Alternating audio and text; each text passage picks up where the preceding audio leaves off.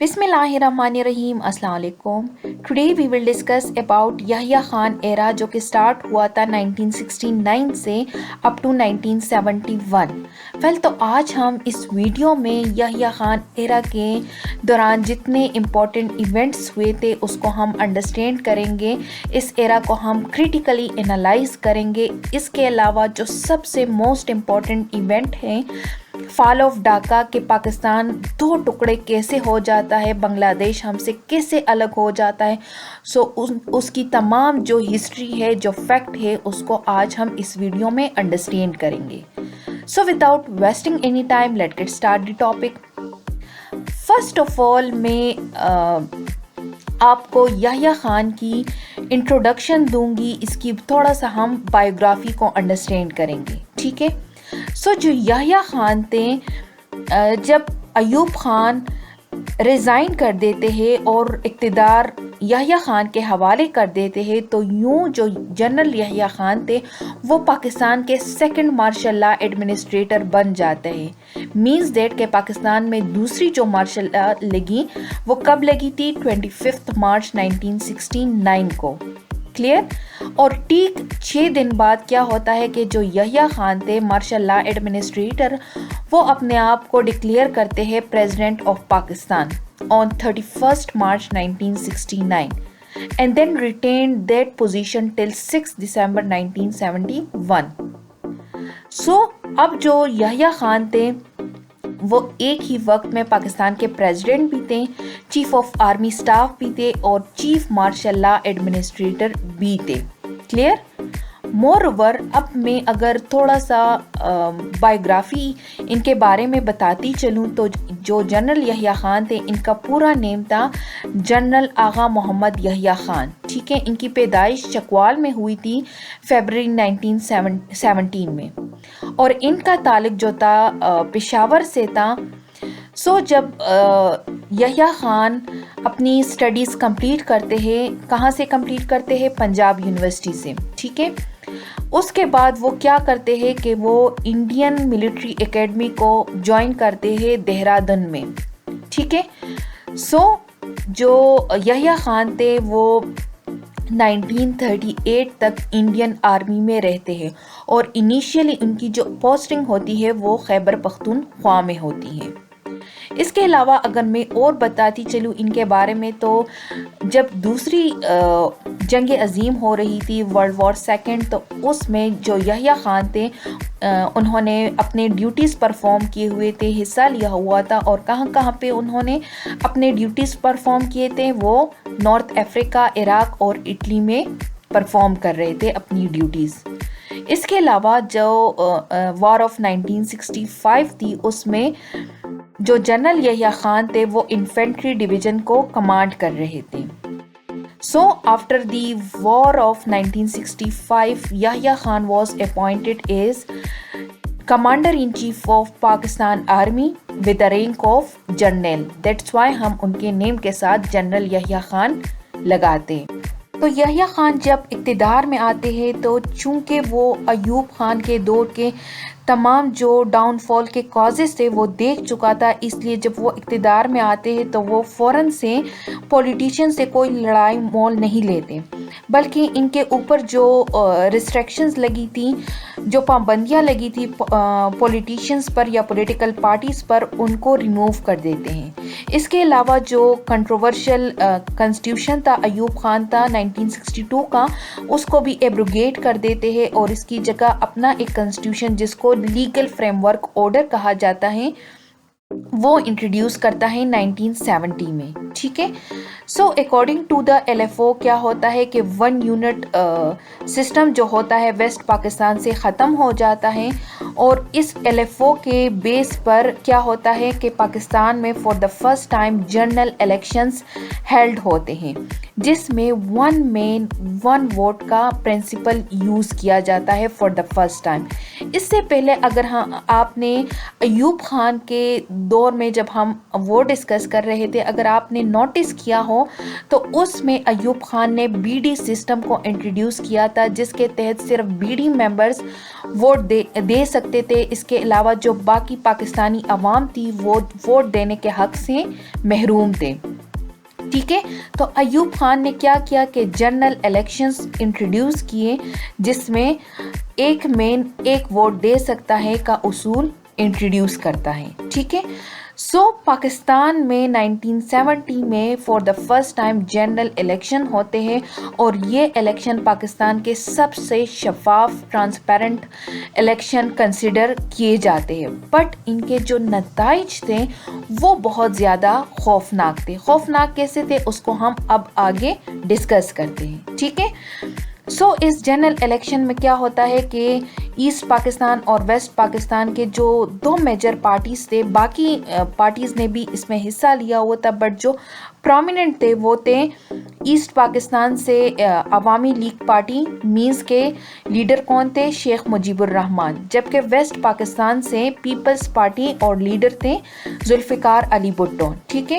جب نتیجہ آتا ہے تو شیخ مجیب الرحمان جو ہوتے ہیں وہ کلیئرلی سویپ کر لیتے ہیں اور 160 سیٹ سے کامیابی حاصل کر لیتے ہیں. ٹھیک ہے.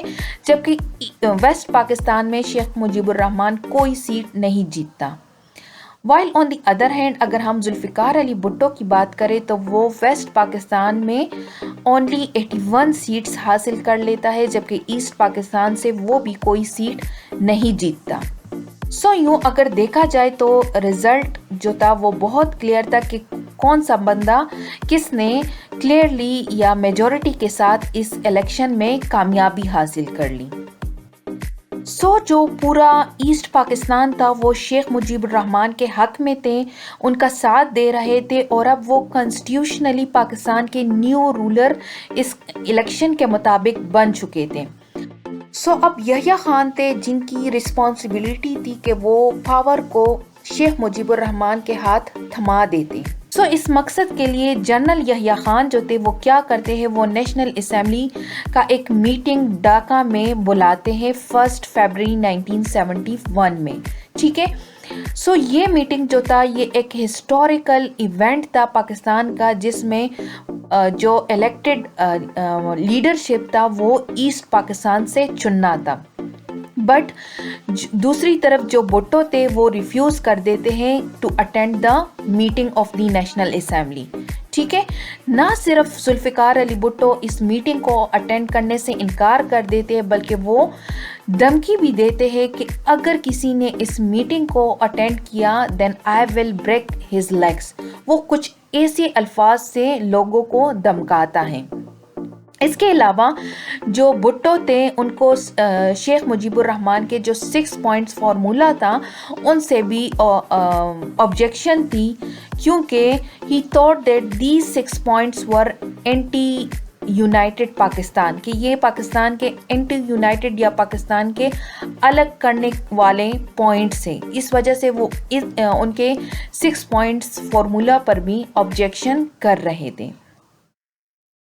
الٹیمیٹلی ذوالفقار علی بھٹو کیا کرتے ہیں, وہ یحییٰ خان پر پریشر ڈالتے ہیں کہ وہ جو نیشنل اسمبلی کی میٹنگ ہے اس کو پوسٹ پون کر دیں.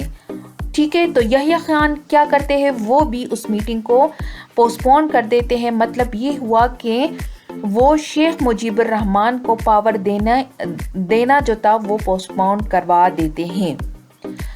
this act of Yahya enraged the people of the East Pakistan, جس کی وجہ سے جو ایسٹ پاکستان کے لوگ تھے وہ بہت زیادہ فرسٹریٹڈ ہو جاتے ہیں, غصے میں آ جاتا ہے اور ایسٹ پاکستان میں آگ لگ جاتی ہے, اور لوگ کیا کر دیتے ہیں, سول ڈس اوبیڈینس موومنٹ سٹارٹ کر دیتے ہیں. دوسری طرف انڈیا جو تھا وہ اس موقع کی تلاش میں تھا, اور جیسے ہی وہ ان حالات کو دیکھتا ہے تو وہ ایسٹ پاکستان کے جو سرکش گروپ تھی, جو ملٹری فورسز تھے ان کی گروپ جو تھی وہ مکتی باہنی تھی, ان کی مدد سے وہ کیا کرتے ہیں, وہاں پر ایک عام ریبیلین سٹارٹ ہو جاتی ہے. ٹھیک ہے.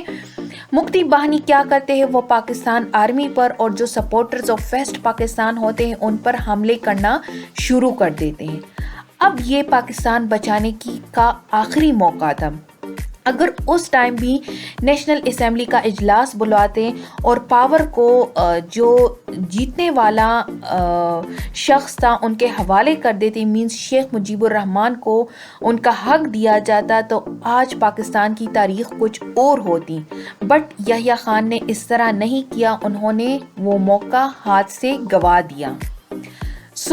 کیا ہوتا ہے کہ جو یحییٰ خان ہوتے ہیں وہ ایسٹ پاکستان میں جو مکتی باہنی کی ریبیلین ہوتی ہے ان کو دبانے کے لیے، اس بغاوت کو دبانے کے لیے کیا کرتے ہیں، ملٹری آپریشن تیار کرتے ہیں. ٹھیک ہے، کس لیے؟ To crush the West Pakistani rebellion. اور اس جو ملٹری آپریشن تھی جو یحییٰ خان نے ایسٹ پاکستان کے خلاف شروع کر دی تھی، اس کو ذوالفقار علی بھٹو سمیت کئی لوگوں نے سراہا تھا.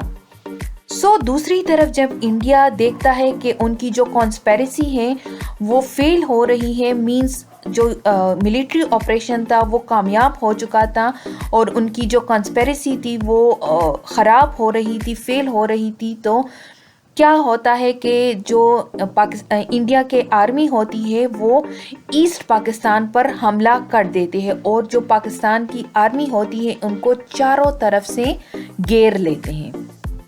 اور چونکہ پاکستانی جو فوج تھی وہ سینٹر سے ہزاروں میل کے فاصلے پر تھے اور جو فوج کی سپلائی لائن تھی وہ کٹ چکی تھی، مشرقی پاکستان کی جو سرزمین تھی اب وہ بیگانی ہو چکی تھی، مینز دیٹ کہ اب وہ ہمارے ہاتھوں سے جا چکی تھی. شکست جو تھی وہ دیوار پر لکھی تھی. Because Pakistan had to face the most embarrassing defeat of its history. Dhaka fell and now the West Pakistan was remaining. East Pakistan اب ہمارے ہاتھوں سے جا چکا تھا اور اب پاکستان کے پاس صرف اور صرف ویسٹ پاکستان بچ چکا تھا. Now although it is very difficult کہ ہم کسی ایک بندے کو ملک توڑنے کا ذمہ دار نہیں ٹھہرا سکتے، ان کے پیچھے ہزاروں کی تعداد میں ریزنز ہوتے ہیں. بٹ اگر ہمیں کسی ایک بندے کا نیم لینا ہو جو کہ اس وقت وہ پاکستان کو بچا سکتا تھا تو وہ تھا جنرل یحییٰ خان.